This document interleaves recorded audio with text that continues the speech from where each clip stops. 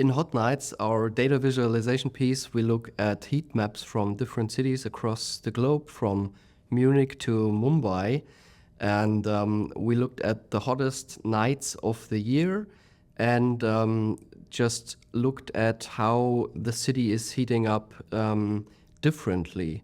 And what was amazing to see is that you can really see how heat spreads unequally across the city based on how it is built. So if you have a very dense buildup, many roads, much asphalt, high buildings, then you can really see how that translates into heat that stays well into the night, because we didn't look at the daytimes, but at the nighttime maximums.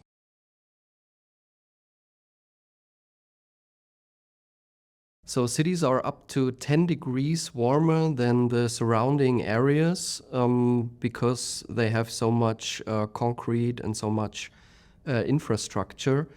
And that really affects life in many different ways. You have heat strokes when it gets too hot. And if the heat persists over many days or weeks, people can get sick. It affects productivity. It even affects the criminal statistics because people get more aggressive. So this is really something that urban planners should think about, because it affects well-being of citizens and also the well-being of the city and the economy in many ways. And what we've seen is that you can actually influence this, and heat is not a universal problem throughout the cities. Some areas are much more affected than others. So there are steps that urban planners can take to adapt to heat. It's not a fate.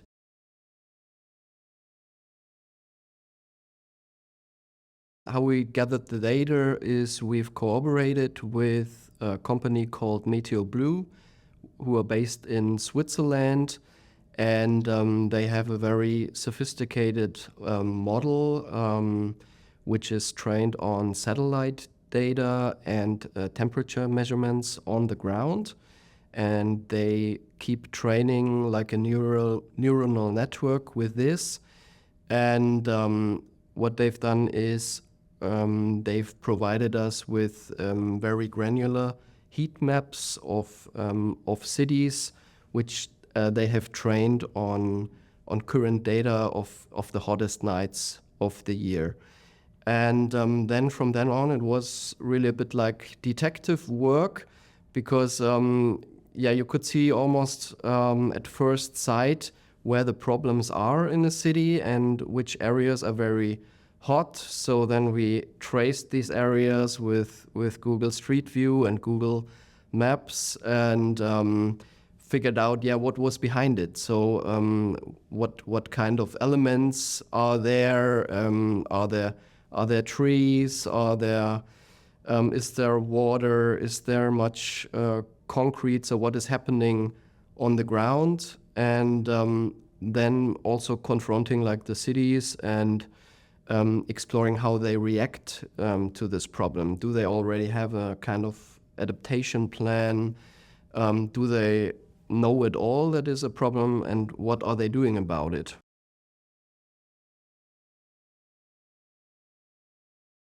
The message we hope people take away is that the effects of climate change, they are not something that you have to accept. That's like a fate, but you can actually do a lot of things about it, even on a local level. So global warming is often regarded as like a global problem that needs like a global solution.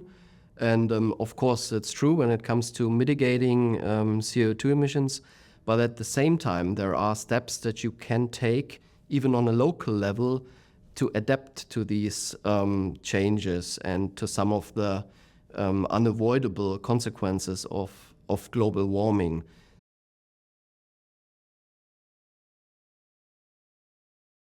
I would like to thank all of the team for bringing this together. First of all, Tom Gröbner, who was like a project lead and who really brought us the data and worked with Meteo Blue so that we had the data we needed to work with.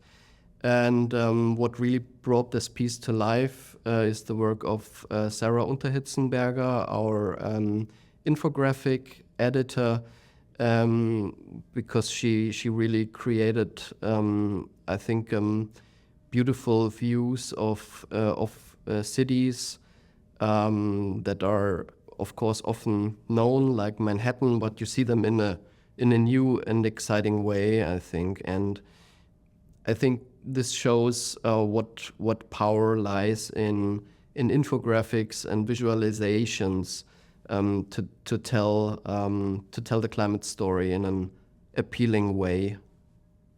And of course, also everyone who has contributed, for example, our brilliant Tokyo correspondent Thomas Hahn, who also gave input into the local situation there. And I think it's great that EJC brings so many peoples here together and makes this happen.